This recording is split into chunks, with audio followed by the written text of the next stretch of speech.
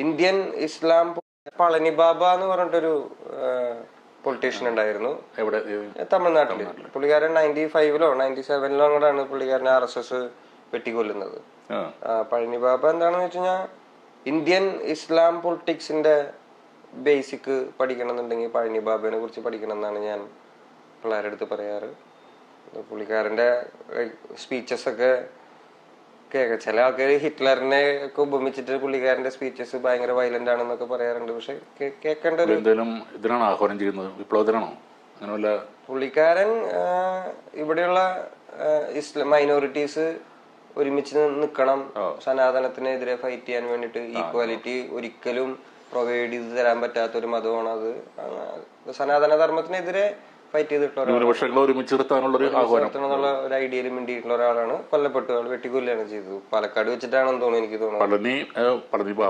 പഴനി ബാബ മാഷം ഒന്ന് കേട്ടു നോക്കണം.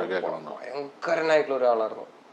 MGRനെയൊക്കെ തൊപ്പി അങ്ങനെയൊക്കെയാ വിളിക്കുക പുള്ളിക്കാരൻ. അതായത് MGRും പുള്ളിക്കാരനും തമ്മിലൊരു 24 വയസ്സ് ഗ്യാപ്പ് ഉണ്ടാവും. MGRനേക്കാളും 10-24 വയസ്സ് താഴെയുള്ള ഒരാളെ പുള്ളിക്കാരൻ. പക്ഷെ പഴനി ബാബ പക്ഷെ MGRനെ തൊപ്പി എന്നൊക്കെ വിളിച്ചിരുന്ന പിന്നെ MGR ഒരു 100 കേസ് ഇട്ടുണ്ടാവും ഇയാളുടെ പേരില്, ഇവര് തമ്മിൽ തെറ്റിയതിനു ശേഷം. പിന്നെ സോണിയാഗാന്ധിയുടെയൊക്കെ വളരെ ഉറ്റ സുഹൃത്തായിരുന്നു പുള്ളിക്കാരൻ. ഇന്റർനാഷണൽ ഇന്ത്യൻ പൊളിറ്റിക്സിൽ ഭയങ്കര ഹോൾഡുള്ള ഒരു മനുഷ്യനായിരുന്നു. കൊന്നുകളഞ്ഞു. അപ്പൊ അയാളുടെ പുള്ളിക്കാരന്റെ ഫോട്ടോ ഒക്കെ ഉണ്ടായിരുന്നു. പക്ഷെ അത് മനസ്സിലായില്ല.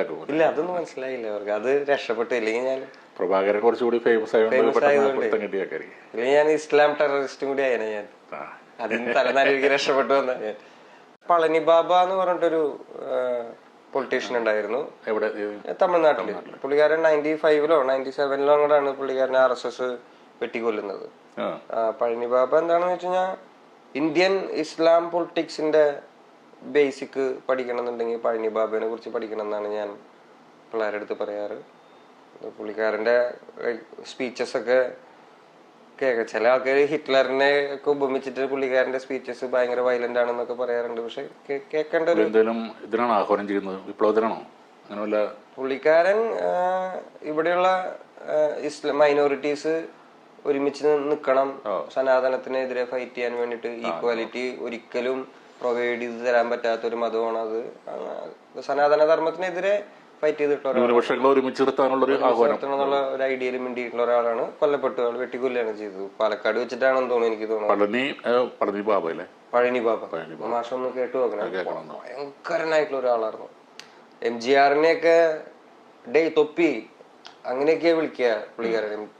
അതായത് MGRും പുള്ളിക്കാരനും തമ്മിലൊരു 24 വയസ്സ് ഗ്യാപ്പ് ഉണ്ടാവും. MGRനേക്കാളും 10-24 വയസ്സ് താഴെയുള്ള ഒരാളെ പുള്ളിക്കാരൻ. പക്ഷെ പഴനി ബാബ പക്ഷെ MGRനെ തൊപ്പി എന്നൊക്കെ വിളിച്ചിരുന്ന പിന്നെ MGR ഒരു 100 കേസ് ഇട്ടുണ്ടാവും ഇയാളുടെ പേരില്, ഇവര് തമ്മിൽ തെറ്റിയതിനു ശേഷം.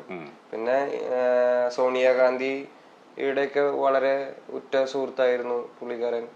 ഇന്റർനാഷണൽ ഇന്ത്യൻ പൊളിറ്റിക്സിൽ ഭയങ്കര ഹോൾഡുള്ള ഒരു മനുഷ്യനായിരുന്നു. കൊന്നുകളഞ്ഞു. അപ്പൊ അയാളുടെ ഫോട്ടോ